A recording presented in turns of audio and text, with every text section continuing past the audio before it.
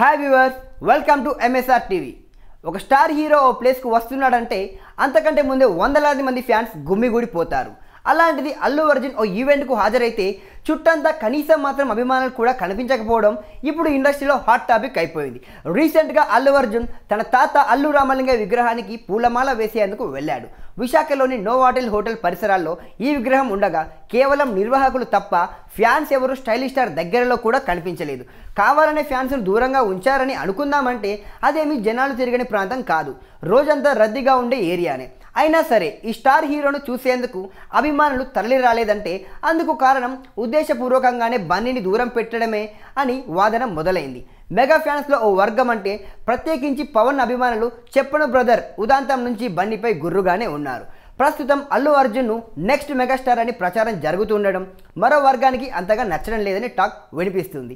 అందుకే అల్లు అర్జున్ లాంటి స్టార్ అయినా పెద్దగా ఎవరు పట్టించుకోలేదనే వాదన వినిపిస్తుంది. ఇందులో నిజాల సంగతేమో కానీ ఫోటోలు చూస్తుంటే మాత్రం ఇదంతా నిజమే అనిపించక మానదు. ఈ వీడియో కనుక మీకు నచ్చినట్టయితే లైక్ చేయండి, షేర్ చేయండి, సబ్స్క్రైబ్ చేయండి. Thanks for watching.